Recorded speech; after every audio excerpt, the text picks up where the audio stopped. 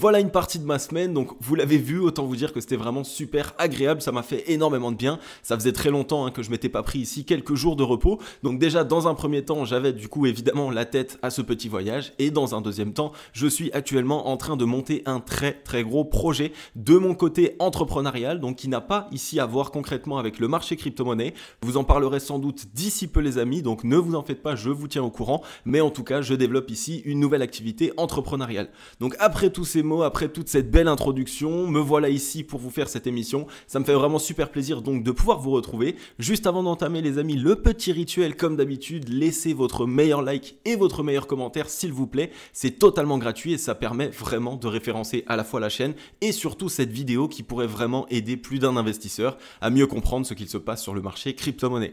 On est ici sur le Scalpex Index, un crypto fear and greed dans la peur 26. Donc comme vous le savez, on est toujours ici très proche de l'extrême peur, ça reste un bon signal.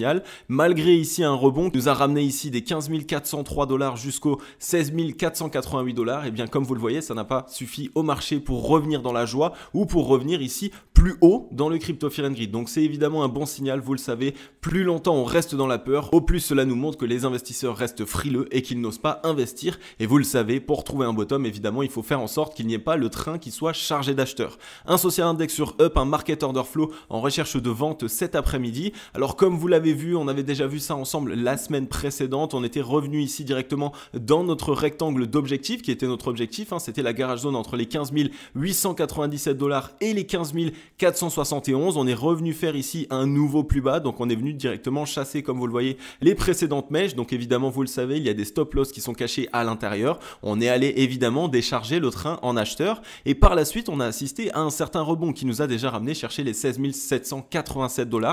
Et la disposition pour pour l'instant se veut haussière, étant donné que comme vous le voyez, on avait ici un précédent bottom qui est plus bas que le deuxième bottom. Donc tant qu'on tient ce fameux bottom ici aux 16 000 $, qu'on est revenu toucher aujourd'hui même, et bien à ce moment-là, on pourra ici tout simplement initier, comme vous le voyez, un double bottom qui pourrait nous permettre d'être sur une belle reprise. On avait déjà vu ensemble que on avait la nécessité de revenir faire ce plus bas juste pour venir liquider les précédentes mèches, mais que maintenant il n'y a plus vraiment de grand intérêt à essayer de partir plus bas étant donné que toutes les liquidités ont été cherchées. Donc maintenant tout simplement, eh bien, ce qu'on peut se faire, c'est se tracer tous les stops qu'on pourrait revenir chercher chez les shorts cette fois-ci. On en aurait un ici aux 16 838 $. Ensuite on pourrait en identifier un ici aux 16 990 $. On en a aussi un évidemment ici aux 17 134. On en a un aux 17 503. Et ensuite on a ici toute une panoplie de stops entre les 17 815 $ et directement les 18 111 $. Donc comme vous le voyez, on a toutes ces zones de liquidité short qu'on pourrait aller chercher. Et bien évidemment, pour pouvoir aller chercher ces liquidités, il nous faudrait directement ce fameux W d'impulsion qui nous permettrait facilement du coup de pouvoir nous relancer et donc de venir chasser tous les stops des shorts. Et des shorts, il y en a eu, on l'a vu ensemble hein, sur toute la correction. On a eu pas mal de personnes qui ont retourné leur veste et qui ont sans doute beaucoup perdu en longue, donc qui par la suite sont venus ici positionner des shorts, notamment à levier, et donc évidemment il va falloir revenir les chercher. Donc on est plutôt ici sur quelque chose d'intéressant. Comme vous le voyez, on est revenu chercher toutes les liquidités longues, on est même revenu ici chasser directement cette consolidation qu'on avait eue, donc on est directement ici dans la meilleure des dispositions pour essayer d'envoyer un W de relance et revenir chercher tous les stops des vendeurs. Donc comme d'habitude les amis, vous le savez, le Scalpex Index est en 4 heures, on va aller voir maintenant directement les graphiques en daily. Juste avant les amis de passer le Bitcoin en daily ainsi que les différents actifs qu'on va voir ensemble dans cette émission, je vous rappelle que c'est le meilleur moment pour toutes les personnes, pour tout investisseur qui a envie de se former sur le marché crypto-monnaie, qui a envie de pouvoir investir intelligemment et surtout sereinement avec un réel plan d'action d'investissement entre les mains. J'ai créé un programme, une expérience qui s'appelle la Cryptologie Expérience Investissement, dans laquelle je vous accompagne tout au long de votre processus d'apprentissage sur le marché crypto-monnaie en tant qu'investisseur. Je vous donne clé en main des plans d'action d'investissement, des stratégies, je vous donne aussi évidemment des outils afin de pouvoir diversifier au mieux votre portefeuille et surtout aussi je vous explique concrètement qu'est-ce qu'il y a derrière le marché crypto-monnaie. Je vous décortique tous les mots de vocabulaire qui sont très compliqués, que vous ne comprenez pas forcément. On parle ici de Proof of Work, de Proof of Stake, de Blockchain. Je vous décortique aussi les plus gros projets tels que le Bitcoin ainsi que Ethereum. Qu'est-ce qui fait que le marché crypto-monnaie prend de la valeur depuis maintenant 12 ans, depuis sa création? Et bien tout ça, je vous le décortique le plus simplement possible. Donc comme d'habitude les amis, vous le savez, le lien est en description. C'est le meilleur moment. Pourquoi est-ce que c'est le meilleur moment? Et bien tout simplement parce qu'on a eu une très grosse correction sur le marché crypto-monnaie. On a des altcoins qui sont actuellement à plus de moins 80%, moins 85% même pour certains. Donc c'est vraiment le meilleur moment pour essayer de se former et surtout pour essayer de trouver le meilleur point d'entrée idéal.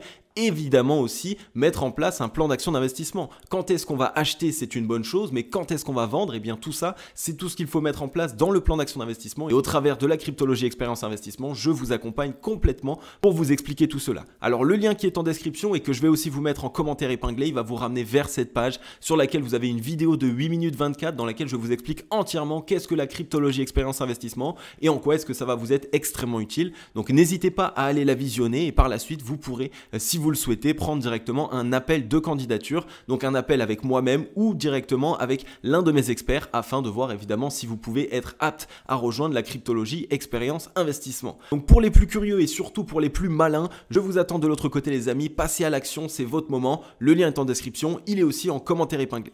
Ok, nous voilà donc enfin sur le Bitcoin en daily. Alors que s'est-il passé? Eh bien comme vous l'avez vu, depuis une semaine que nous n'avons pas fait de vidéo, eh bien il ne s'est rien passé. Concrètement, on était directement borné entre les 15 500 $ et les 17 000 $. Donc on est en train de consolider. On voit un Bitcoin qui est concrètement en train ici d'abaisser sa volatilité puisque on est en train concrètement de plus en plus de se compresser. On est en train de comprimer le prix et comme vous le savez, lorsqu'on assiste à des compressions ici et qu'on a une très faible volatilité, c'est à ce moment-là tout simplement que un actif est actuellement en train de préparer un fort mouvement, donc on risque potentiellement d'ici peu, peut-être d'ici aujourd'hui, voire demain maximum, d'avoir une décision et d'avoir surtout un mouvement extrêmement important. On y voit tout simplement ici des acheteurs qui pourraient prendre la main. Pourquoi? Bien parce que vous le savez, on est ici sur le ratio long-short. Le ratio long-short est ici très proche de la zone de survente, ce qui veut dire que les vendeurs sont évidemment essoufflés, ils n'ont plus beaucoup de force. Donc la seule chose qu'ils pourraient faire à la limite, ce serait nous faire revisiter directement la mèche précédente précédente aux 15 458 $, mais autrement il n'aurait pas assez de force pour pouvoir prolonger ici le mouvement baissier. Par contre à l'inverse, comme vous le voyez, les acheteurs ici ont toute cette force là qu'ils peuvent directement déverser sur le marché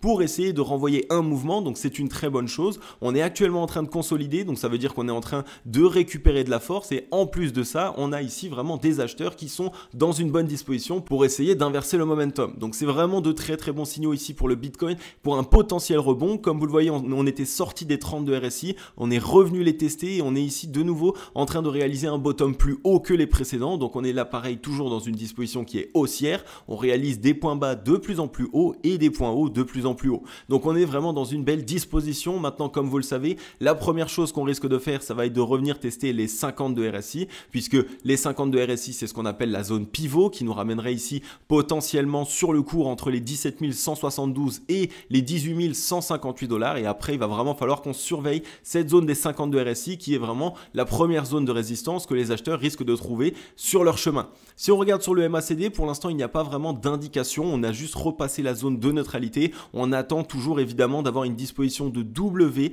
dans le momentum afin de s'assurer ici d'avoir bien un momentum qui soit récupéré pour les acheteurs. Donc le MACD, lui, ne nous partage pas encore énormément d'indications. Et si on regarde maintenant sur le ruban de moyenne mobile, on a directement la moyenne mobile 20 périodes qui est ici aux 17 000 $, qui est en plus de ça directement au contact de notre fameuse borne haute de range, puisque je vous ai expliqué tout à l'heure qu'on était borné entre les 15 550 et les 17 000 $. Donc on est ici directement avec un ruban au contact de cette borne haute. Donc on risque d'aller la retester. Maintenant, évidemment, il va falloir qu'on reste prudent à ce qu'il se passe. On a un ruban de moyenne mobile qui est très épais en termes de résistance. Donc ça risque ici d'être une zone assez difficile à franchir. C'est la raison pour laquelle je vous en ai parlé précédemment. Je pense qu'on va d'abord venir directement s'imbriquer dans le ruban de moyenne mobile. Donc on va faire une première percée, mais qu'on ne va pas réussir à le casser entièrement. On risque par la suite de revenir corriger, retester directement la moyenne mobile 21 périodes ici aux 17 000 $. Et là seulement, si on arrive à tenir ce bottom et à tenir ici cette zone en tant que support, on pourra évidemment essayer de s'en extraire et revenir chercher le MA 89.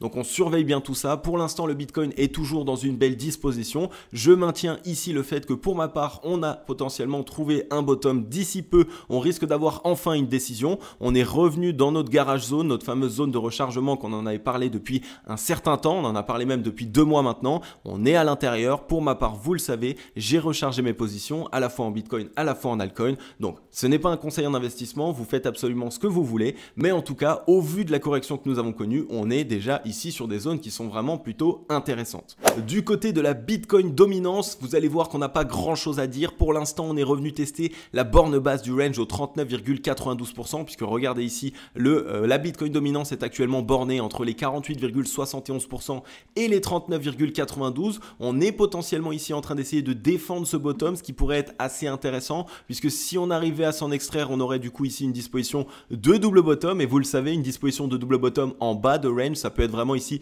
une belle possibilité pour la Bitcoin dominance pour reprendre de la force. Vous le savez, si la Bitcoin dominance reprend de la force, cela veut dire que le Bitcoin risque de réaliser des meilleures performances que les altcoins sur les jours, peut-être semaines à venir. On a eu ici évidemment une belle divergence haussière aussi qui est en train de se mettre en place, donc on est bien dans une belle disposition. On a eu un premier rejet des 52 RSI, on risque potentiellement de revenir les tester d'ici peu. Ici évidemment, il faudra réussir à la casser à la hausse et clôturer en daily au-dessus avant de vouloir commencer à crier victoire, mais en tout cas on est toujours ici dans cette disposition qui est plutôt agréable pour la Bitcoin dominance. On a ici pareil sur le ratio long short une divergence haussière qui est en train de se mettre en place. On était revenu chercher la zone de neutralité, donc on est tout simplement ici en train de revenir tester la demande. Si on arrive ici à assister à un cross d'ici peu, et potentiellement qu'on risque de le faire avec cette divergence haussière qui est en place, alors à ce moment-là on aura un beau W de relance et on pourra repasser au-dessus de la zone de neutralité, ce qui permettra quoi? Ce qui permettra du coup aux acheteurs de récupérer directement le momentum. Et si on regarde sur le MACD, pareil, belle divergence haussière, on est revenu simplement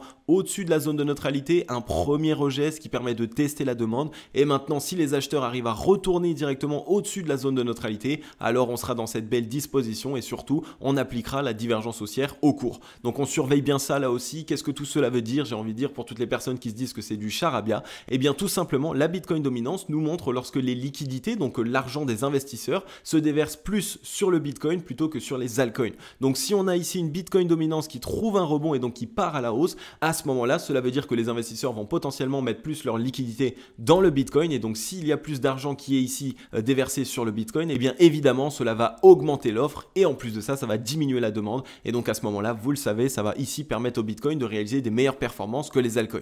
Donc voilà un petit peu pour l'explication plus simple. On va directement pouvoir passer maintenant sur Ethereum. Alors sur Ethereum, comme vous le savez, pour l'instant, on est dans un rebond en train de suivre le Bitcoin. Moi, pour ma part, vous le savez, je vous en avais déjà parlé. J'attendais un retour ici entre les 1006 $ et les 876 $ pour revenir chercher directement ces précédents creux, donc pour liquider ces positions longues. Pour l'instant, on n'est pas revenu chercher cette zone, donc à surveiller. Évidemment, Ethereum est bien corrélé au Bitcoin, mais ce serait assez particulier qu'on ne revienne pas dans cette zone. On va bien surveiller tout ça évidemment maintenant. Il va falloir voir ce qu'il se passe au contact de cette zone de résistance que nous sommes en train de travailler aujourd'hui même, entre les 1228 $ et les 1267 $. Comme vous le voyez, c'était précédemment ici une zone de support qui joue actuellement résistance. Donc à voir si on arrive à trouver cassure et donc clôture daily au-dessus de cette zone de résistance. Peut-être que Ethereum peut se sauver et essayer de repartir à la hausse, potentiellement essayer d'aller instaurer un nouveau plus haut ici au-dessus des 1680 $. Et comme vous le savez aussi, si on n'arrive pas à casser cette zone de résistance, alors on serait dans cette disposition ici de M-top sur Ethereum et on pourrait revenir chercher directement notre objectif entre les 1010 $ et les 883 $. Donc ce qui nous offrirait évidemment de très très belles opportunités. Donc on surveille bien tout ça, on ne s'affole pas, on n'essaye pas de FOMO, on attend de réelles indications et surtout une réelle décision qu'on risque d'avoir de toute façon d'ici peu. Et on va aller voir maintenant le crypto total. Que se passe-t-il sur le crypto total? Et bien comme vous le voyez, pour l'instant on est pareil un petit peu que sur le Bitcoin, on est en train de comprimer la volatilité du crypto total. On risque d'avoir une décision d'ici peu. Comme vous le savez, une décision, ça risque ici d'être un mouvement assez important. On a ici de fortes probabilités que ce soit un mouvement haussier. Pour quelle raison? Eh bien parce qu'on a déjà eu notre objectif qui a été atteint puisqu'on est revenu chercher les mèches précédentes. Donc ici, tous les bottoms qui ont été rachetés, on est déjà revenu chercher un bottom plus bas. Donc pour l'instant, les liquidités longues ont été directement récupérées avec ce mouvement. Donc il n'y a plus réellement beaucoup d'utilité pour les whales d'essayer de revenir plus bas. Si on regarde en plus au niveau du ratio long short, c'est pareil, on est non loin de la zone de survente, on en ressort ici de la zone de survente, donc on est petit à petit en train d'essayer de s'en extraire, ce qui montre ici évidemment que les acheteurs sont potentiellement totalement rechargés en termes de force et qu'ils risquent ici d'essayer d'inverser le momentum. On est dans une disposition qui est pas loin ici d'être une épaule tête-épaule inversée et ce qui pourrait être évidemment la figure de prédilection comme je vous en parle depuis un certain temps maintenant pour les whales afin d'avoir ici un point d'entrée, un deuxième point d'entrée et ensuite un troisième point d'entrée avant de relancer le cours de manière assez franche et surtout assez immédiate. Si on regarde sur le RSI, c'est un petit peu pareil que sur le Bitcoin, on est toujours ici en train de faire des bottoms de plus en plus haut, des tops de plus en plus haut. Donc là, évidemment, la prochaine zone de résistance, ça va être ici les 50 de RSI qu'il va falloir qu'on surveille avec prudence et surtout qu'il va falloir qu'on arrive à regagner afin de pouvoir la valider en tant que support et donc de permettre aux acheteurs de récupérer le momentum. Donc pareil, le crypto total est plutôt dans une belle disposition. On est ici au contact du ruban de mile mobile. La décision risque d'être prise d'ici peu. On risque de s'introduire dans le ruban de mile mobile. Je vous ai directement ici mis Fibonacci avec les 0,382 aux 843 milliards de capitalisation. Ça pourrait être la potentielle prochaine zone de résistance et ça offrirait déjà 7,23% de hausse. Donc ça pourrait être déjà plutôt pas mal intéressant. Donc on surveille bien tout ça. Là pareil, le crypto total est plutôt dans une belle disposition. Et maintenant, on va aller voir le dollar. Comme vous le savez, le dollar, c'est l'indicateur que je regarde le plus souvent, surtout en ce moment, afin d'essayer de trouver le bottom parfait sur le Bitcoin, puisque lorsque le dollar se met à corriger, c'est généralement dans ces moments que le Bitcoin, lui, et le marché crypto-monnaie dans sa généralité, trouvent un certain bottom. Le dollar, pour l'instant, est toujours dans une disposition qui est très baissière. On fait des tops de plus en plus bas. On fait aussi évidemment des bottoms de plus en plus bas. Donc on est toujours dans une disposition qui est baissière sur le dollar. C'est un très très bon signal pour le Bitcoin, évidemment. On est revenu chercher les liquidités ici de tous les précédents creux, puisque évidemment, il y avait aussi eu pas mal de longues qui s'étaient accumulées sur toute la montée. Là, vous le voyez, on a les 0,382 de Fibonacci aux 108,95 points qui concordent avec le ruban de mile mobile ainsi que l'EMA 89. Donc potentiellement que le dollar risque de trouver un certain rebond pendant une, peut-être 2 journées, essayer de retester cette zone en tant que résistance. Peut-être une petite mèche qui reteste ici les 109 $ parce que c'est directement la précédente ligne de coup du M-top, puisque on a corrigé ici sur un M-top et la ligne de coup était directement cette zone de résistance ici comme vous le voyez, donc au 109,89 points. Donc ici je verrai du coup quoi? Je verrai simplement comme vous le voyez un dollar retester les 0,382 aux 108 points, peut-être une petite mèche qui reteste la ligne de coup et par la suite directement on envoie le mouvement baissier supplémentaire revenir chercher ce précédent niveau de support clé entre les 103,77 points et les 103 points tout rond. Donc surveillez bien tout ça, le dollar risque enfin potentiellement de connaître une belle correction et donc de venir revenir d'essouffler et ça vous le savez, ça va commencer ici à permettre au marché crypto-monnaie concrètement de pouvoir se retourner à la hausse. Donc surveillez bien tout ça, le dollar potentiellement risque de corriger, on a un marché crypto-monnaie qui est vraiment dans de belles dispositions, donc évidemment maintenant c'est le moment où il faut absolument essayer de mettre en place un plan d'action d'investissement. Yes la team, j'espère que vous avez kiffé cette émission, comme d'habitude si c'est le cas, n'hésitez pas à mettre un like et un commentaire, ça fait vraiment super plaisir. Comme d'habitude vous le savez, ça permet totalement de référencer la chaîne. Pour toutes les personnes qui n'êtes pas encore abonnées, n'hésitez pas à le faire, c'est totalement gratuit. Abonnez-vous, activez la cloche, rejoignez la grande team logique. Moi en tout cas ça me fait vraiment toujours super plaisir de pouvoir vous faire toutes ces émissions. Peut-être que vous l'avez vu aujourd'hui dans cette vidéo, j'étais vraiment un petit peu fatigué, donc ne vous inquiétez pas les amis, ça va très bien, c'est juste que j'ai pas vraiment l'occasion de me reposer en ce moment. Je travaille beaucoup comme je vous l'ai dit, évidemment sur mon projet entrepreneurial là qui arrive d'ici peu, donc je vais vous faire une conclusion raccourcie. Merci à vous d'avoir regardé cette émission, comme d'habitude on se retrouve d'ici peu dans la prochaine émission. Je vais vous souhaiter à tous et à toutes une agréable journée ou une agréable soirée. C'était Cryptologique. Ciao, bye bye.